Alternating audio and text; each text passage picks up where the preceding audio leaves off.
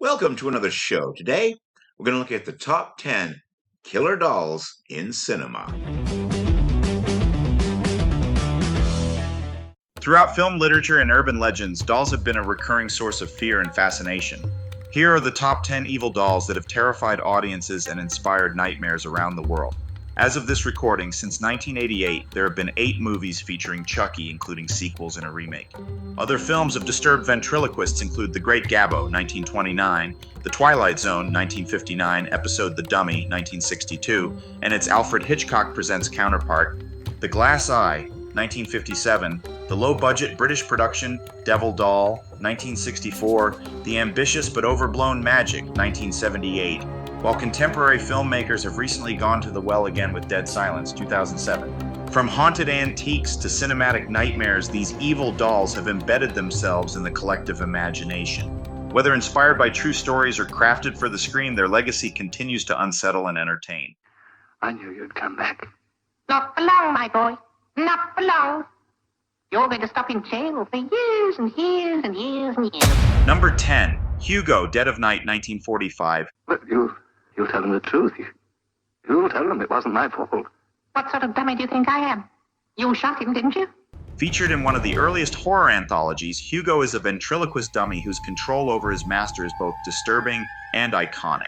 Hugo Fitch was supplied by the military ventriloquist Arthur Breaux, father of Peter Breaux, a subsequent radio vent with dummy Archie Andrews. The ventriloquist episode has shades of Psycho, especially at the end. The film's structure was influential in shaping the way that the Amicus horror anthology films of the late 1960s and early 1970s were made. Cosmologists Fred Hoyle, Thomas Gold, and Herman Bondi developed the steady-state theory of the origin of the universe, an alternative to the Big Bang Theory. After seeing this film, they said that the circular nature of the plot inspired the theory. What's going on? Give me the doll. What's so special about this doll? Cole, please.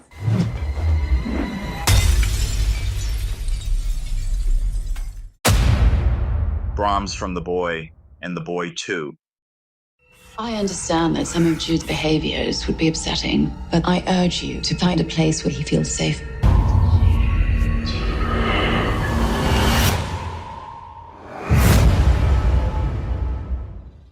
A porcelain doll at the center of mysterious events.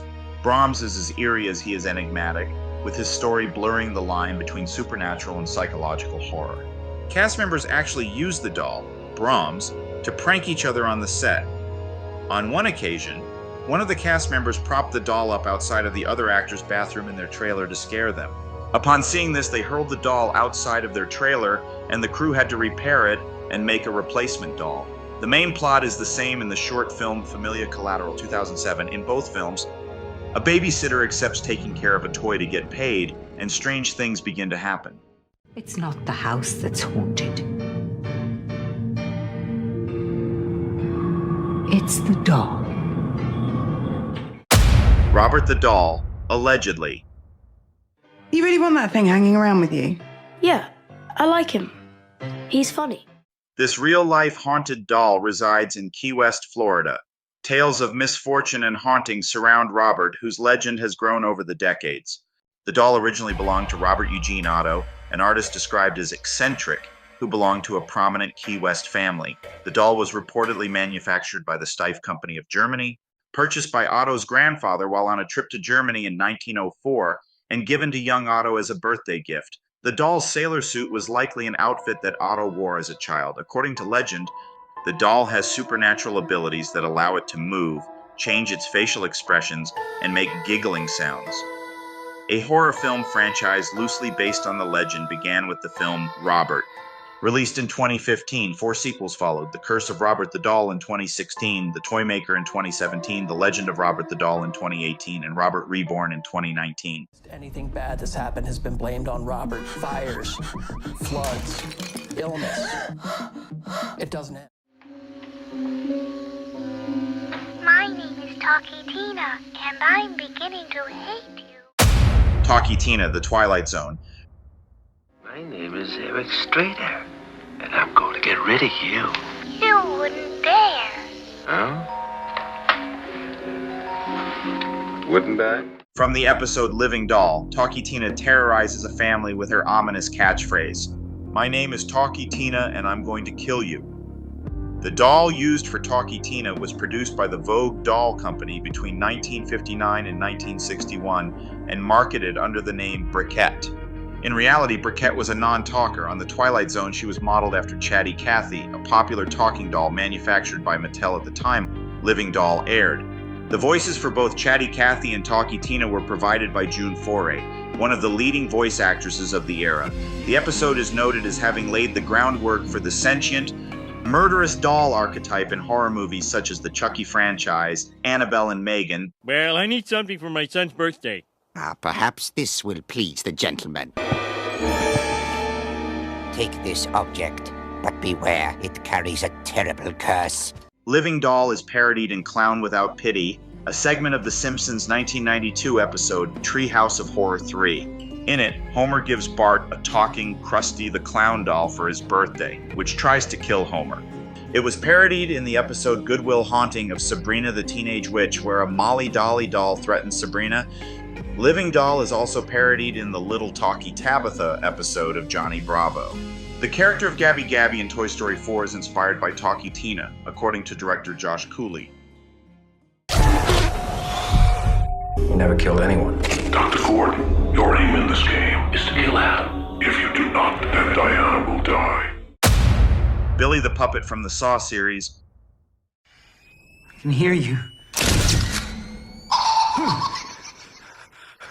Who is that? Who's in there? Used by the Jigsaw Killer to communicate with his victims. Billy's tricycle rides and chilling messages had become synonymous with the franchise's twisted games. Director James Wan built the Jigsaw doll for the film. Jigsaw's puppet was completely made from scratch by the film's creators. It was not bought at a store or a puppet that was altered. The film contains many references to the films of Italian horror and giallo director Dario Argento. The creepy painted puppet is a reference to Argento's Deep Red, 1975, while the unseen killer's black gloves are one of Argento's trademarks and can be seen in almost all of his films. According to James Wan, the construction of Billy the Puppet's face for this film involved clay, paper mache, and black ping pong balls with the irises painted. Paper towel rolls were used internally. To make him move, the puppeteers pulled him along on a fishing line. For Saw 2, 2005, Billy was redesigned with mechanical features that could be manipulated by a remote control, including both a jaw and eyes that were unhinged. For Saw 3, 2006, the prop crew was given the original puppet, but found it unfit for work as time had damaged it. Instead, they recreated Billy, using water-jet cut foam for his body instead of fiberglass, equipped with plates to hold the puppet together and magnets to attach him to his tricycle. According to the DVD commentary, director James Wan stated that many of the scare scenes in the film were nightmares he and Lee Whannell had as kids. Directors James Wan and Lee Whannell wanted to make a film after they finished film school, but they could only afford one room. However, they challenged themselves to create a film that only occurred in one room. This film was the product, and it is considered one of the most profitable and successful horror films of all time. There's a lady in a dirty nightgown that I see in my dreams. She's standing in front of my mom's bed. Annabelle, the Conjuring universe. Based on a real-life haunted Raggedy Ann doll, Annabelle haunts the films of the Conjuring universe with her sinister presence and history of causing chaos and terror. The real Annabelle doll was actually a used Raggedy Ann doll that was bought by Donna's mother at a hobby shop, and was known for not only leaving notes on parchment when there was no parchment around, but also attacked a friend named Lou by mysteriously leaving claw marks on his chest. The makers of the movie decided to make a more sinister-looking doll of porcelain. The original Conjuring was given an R rating by the MPAA for sequences of disturbing violence and terror. The filmmakers had thought the final cut had a chance of getting the more box office-friendly PG-13 rating, and asked the ratings board for clarification. The film contains no sex or nudity, little profanity, tame and mostly bloodless violence, and brief depictions of alcohol and no smoking. The MPAA said simply that the film was so scary that there were no cuts or edits possible that would make it a viable PG-13 film. The filmmakers did not want to alter the film's tone and accepted the R rating without any appeals. Director James Wan modeled the film's cinematography and atmosphere after vintage 1970s horror films. The film broke box office records after bringing in a total of $41 million during its opening weekend. It stands as the third highest grossing opening weekend for an R-rated horror film behind Paranormal Activity 3, 2011, and Hannibal, 2001. The Conjuring made a total of $137 million at the domestic box office. Katie, you lost your parents. Welcome home. You're my niece. I'm gonna do everything I can to make this place feel like home. I just wish I could see them again. Coming in at number 4, it's Megan. I'm not equipped to handle this. I don't even take care of my own plants. Megan is the youngest addition to this lineup, but she's hardly an ingenue. In her first role, Megan exhibits the qualities of a born movie star. We cannot recall the last time we were so collectively bowled over by one actor's entrance into the world of cinema. Step aside, Chalamet. Move over, Zendaya. Megan's come to town. High-strung inventor Gemma, Allison Williams, in a spot-on performance, is thrown a curveball when her sister and stepbrother die in an auto accident and her niece Katie, Violet McGraw, comes to live with her. Seemingly as a way to help Katie cope with the loss of her parents, but really to provide a watchful eye while she works on an important project for work, Gemma invents Megan, a startlingly realistic AI doll designed to protect the emotional and physical, that's the kicker, well-being of their owner. As Katie's attachment to Megan grows, and Gemma becomes increasingly valued within her company due to her game-changing invention, Megan begins to exhibit a sentience, and could it be a malevolence that Gemma did not code for? Shut up, Corky, you do it so good. You're even better than the garbage man. Ah! Magic, 1978. Come on in, Ben. I'll do the whole routine for you. How the hell did you ever find me? You're amazing. I bet it was that kid cab driver. He must have called the office and found you. Is that right? That's it? A ventriloquist dummy that seems to have a life of its own, Fats blurs the line between his master's psyche and supernatural evil in this psychological thriller. How long you been like this, kid? Like what? Oh my God, you don't think that was for real? How'd you think I rehearsed? This movie was R.L. Stine's inspiration for the dummy Slappy in his children's horror story series, Goosebumps. In the television adaptation of the books, Slappy has the same sounding voice as Fats. I'm going to ask you to do something. It's a little something anybody ought to be able to do. Name it. Make Fats shut up for 5 minutes. Gene Wilder was the original choice for Corky, and director Richard Attenborough and writer William Goldman wanted him. But producer Joseph E. Levine refused on the grounds he wanted no comedians in the movie to distract from the serious nature of the story. Many years after the film's release, Gene Wilder was asked at a book signing in New York City what role he wished he had gotten to play. And he said Corky and Magic. Wilder said that he felt that the film would have worked much better with a comedian in the role. Upon seeing Fats for the first time, Anthony Hopkins was allowed to take the doll home to work with it.